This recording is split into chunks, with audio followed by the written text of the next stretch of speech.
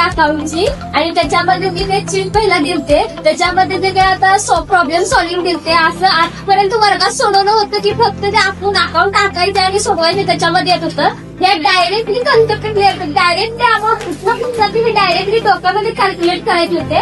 त्यामुळे एवढाच भारी वाटत होतं की त्याच्यामध्ये कॅल्क्युलेट करता की आणि एक चिठ्ठी पास करून दुसरी चिठ्ठी घेतली. त्याच्यामुळे आणि जरा जोश आला की बाबा पटपट कॅल्क्युलेट व्हायला आणि आता असं वाटतं की अकाउंट हे परफेक्ट आपल्याला जमते. अकाउंट पण कुठं बसते. थँक्यू. ज्यांना ऍक्टिव्हिटी झाली त्यामुळे आपल्या डोक्याचं जे प्रेशर होतं अभ्यासाचं प्रेझेंटेशनचं ते सगळं रिलीज झालं.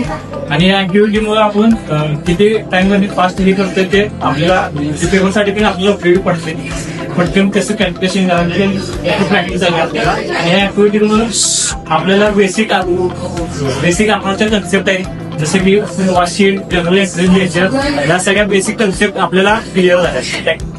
आणि मी साक्षी सचिन यादव आणि माझा नंबर आहे 101.